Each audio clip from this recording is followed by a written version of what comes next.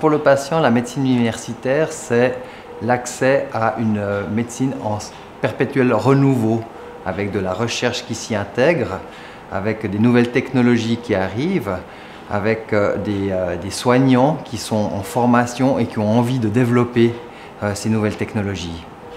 Le lien fort avec l'université nous permet d'intégrer la recherche dans les soins. Les patients sont intégrés dans des processus de recherche aussi, ils participent à des essais cliniques, ils vont donc contribuer également au développement de la médecine moderne. Pour le personnel soignant, c'est d'abord de s'approprier ces nouvelles technologies, de les maîtriser pour pouvoir ensuite les appliquer aux patients. Ça veut dire un gros effort de formation. Le soignant doit être en perpétuelle formation continue et pour comprendre les nouvelles technologies qui arrivent et pour aussi les transmettre aussi. Les anciens transmettent aux plus jeunes et à l'hôpital il y a un perpétuel renouveau. Les gens jeunes arrivent, on a des liens forts avec les hautes écoles de santé, avec l'université, les étudiants arrivent, doivent apprendre leur métier, ils ont plein de questions, ils ont envie de renouveau, de développer des choses et ce qui donne de l'énergie à notre institution.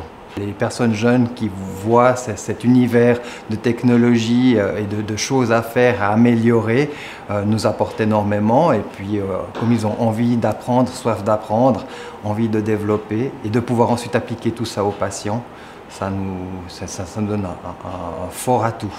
Nous sommes en fait dans un bâtiment qui a plus de 30 ans et on a de la nouvelle technologie. Donc c'est la nouvelle technologie qui est venue dans ce bâtiment qu'on a dû modifier. Dans le nouveau bâtiment d'hospitalisation, on va pouvoir adapter l'architecture à ces nouvelles technologies d'emblée.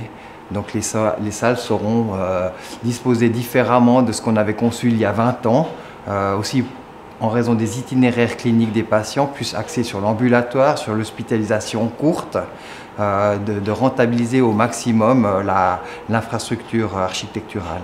On s'est rendu compte que le séjour hospitalier est grevé, c'est-à-dire de maladies, d'infections acquises à l'hôpital. Donc plus le patient séjournera de façon courte à l'hôpital, mieux ce sera pour lui. Donc c'est pour ça que, c'est une des raisons, c'est pour ça qu'on essaie de faire que le séjour hospitalier est court et de faire en sorte que l'agression de la médecine, un acte chirurgical par exemple, soit le moins délétère pour le patient. Le nouveau bâtiment d'hospitalisation intègre tout de suite les itinéraires cliniques en fonction de la pathologie. Si on a une maladie pulmonaire, cardiaque, on aura un itinéraire clinique différent et tout ça est intégré dans l'architecture du bâtiment. Si on doit se faire opérer, l'hospitalisation est à proximité des blocs opératoires. Les blocs opératoires sont à proximité des plateaux techniques.